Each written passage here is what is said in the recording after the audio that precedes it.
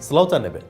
قوبا تاالبانی گوێگری سەرۆکی حکوومەتی هەرێمی کوردستان ڕایگەیان تا کێشەکان چارەسەر نەکرێن ناگەڕێنەوە دۆخی ڕابردوو. دەژڵێت وەک ڕابردوو ڕازی نابن بەشداری حکوومەت بکەن. قوبا تاالبانی گوێگری سەرۆکی ئەنجومەنی وەزیرانی هەرێمی کوردستان گەڕێکی نوێی دیداری لەگەڵ کۆنسڵ و نوێنەری وڵاتان دەست پێ کردوتەوە و وردەکاری دۆخی هەرێم و پەیوەندیەکانی نێوان پارتی و یەکێتیان بۆشی دەکاتەوە. شارپرێز زانیوێتی تاالبانی ڕایگەاندووە تا دۆخی هەرێم بەم جۆرە بێت ناگەڕێتەوە دۆخی ڕابردوو بە هیچ جۆرێک وەک ڕابردوو ڕازی نابن بەشداری حکوومەت بکەن. ئەمڕۆ قوبا تاالبانی لە شاری هەولێر چاوی کەوتووە بە کۆنسڵ و نوێنەری ژمارەیەک وڵات و لە دیدارەکاندا بەوردی باسی دۆخی هەرێمی کوردستان و کەڵەکەبوونی کێشە و گرفتەکانی بۆ کردوون و بەرچەوڕوونی پێداون لەبارەی نیگەرانیەکانی یەکێتیەوە لە حکوومەتی هەرێم و شێوازی ئیدارەدانی هەرێمی کوردستان. شارپرێز زانیوێتی لە ڕۆژانی داهاتوودا زەنجیرە دیدارەکانی تاالبانی لەگەڵ کۆنسڵ و نوێنەری وڵاتان بەردەوام دەبێت.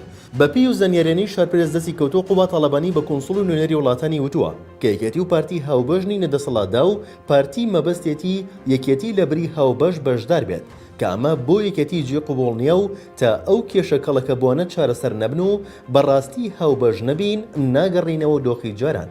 بەپی و زەنیێرێنی شارپرێز دەستی کەوتووە یەکێتی پرۆژەکانی ئامادە کردووە بۆ جیاکردنەوەی ئیداری هەولێر و سلێمانی و ئەم ڕۆژ قوبا تاالبانی لە دیداری مریدا ڕایگەیاند کە شاری کۆیە بۆتە ناوچەی جناکۆک و مادەی 140 هەرێمی کوردستان کە ئەمەش ئاماژەیە بۆ ئەوەی یەکێتی کۆیە بە سنووری جیاکەرەوەی نێوان دوو ئیدارە دەزانێت.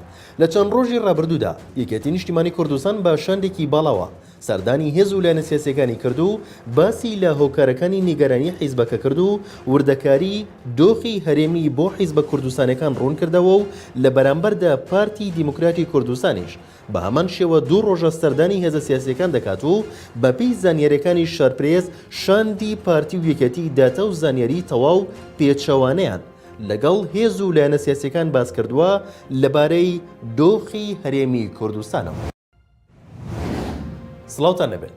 قوبا تاالبانی گوێگری سەرۆکی حکوومەتی هەرێمی کوردستان ڕایگەیان تا کێشەکان چارەسەر نەکرێن ناگەڕێنەوە دۆخی ڕابردوو. دەژڵێت وەک ڕابردوو ڕازی نابن بەشداری حکوومەت بکەن. قوبا تاالبانی گوێگری سەرۆکی ئەنجومەنی وەزیرانی هەرێمی کوردستان گەڕێکی نوێی دیداری لەگەڵ کۆنسڵ و نوێنەری وڵاتان دەست پێ کردوتەوە و وردەکاری دۆخی هەرێم و پەیوەندیەکانی نێوان پارتی و یەکێتیان بۆشی دەکاتەوە. شارپرێز زانیوێتی تاالبانی ڕایگەاندووە تا دۆخی هەرێم بەم جۆرە بێت ناگەڕێتەوە دۆخی ڕابردوو بە هیچ جۆرێک وەک ڕابردوو ڕازی نابن بەشداری حکوومەت بکەن. ئەمڕۆ قوبا تاالبانی لە شاری هەولێر چاوی کەوتووە بە کۆنسڵ و نوێنەری ژمارەیەک وڵات و لە دیدارەکاندا بەوردی باسی دۆخی هەرێمی کوردستان و کەڵەکەبوونی کێشە و گرفتەکانی بۆ کردوون و بەرچەوڕوونی پێداون لەبارەی نیگەرانیەکانی یەکێتیەوە لە حکوومەتی هەرێم و شێوازی ئیدارەدانی هەرێمی کوردستان. شارپرێز زانیوێتی لە ڕۆژانی داهاتوودا زەنجیرە دیدارەکانی تاالبانی لەگەڵ کۆنسڵ و نوێنەری وڵاتان بەردەوام دەبێت. بەپی و زەنیێرێنی شارپرێز دەستی کەوتۆ قوبا تاالبانی بە کۆنسڵ و نوێنەری وڵاتانی وتووە کە یەکێتی و پارتی هاوبەشنی نەدەسەڵاتدا و پارتی مەبەستێتی یەکێتی لە بری هاوبەش بەشدار بێت کە ئەمە بۆ یەکێتی جێ قوبوڵ نییە و تا ئەو کێشە کەڵەکە بوونە چارەسەر نەبن و بەڕاستی هاوبەش نەبین ناگەڕینەوە دۆخی جاران.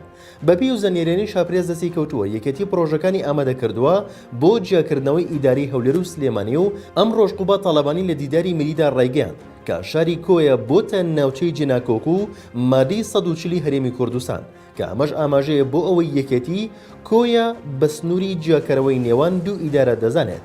لە چەند ڕۆژی ڕابردوودا یەکێتی نیشتیمانی کوردستان بە شاندێکی باڵاوە سەردانی هێز و لایەنە سیاسیەکانی کرد و باسی لە هۆکارەکانی نیگەرانی حیزبەکە کرد و وردەکاری دۆخی هەرێمی بۆ حیزبە کوردستانەکان ڕوون کردەوە و لە بەرامبەردا پارتی دیموکراتی کوردستانیش بە هەمان شێوە دوو ڕۆژە سەردانی هێزە سیاسیەکان دەکات و بەپی زانیاریەکانی شارپرێز شاندی پارتی و یەکێتی داتە و زانیاری تەواو پێچەوانەیان لەگەڵ هێز و لایەنە سیاسیەکان باس کردووە لەبارەی دۆخی هەرێمی کوردستانەوە.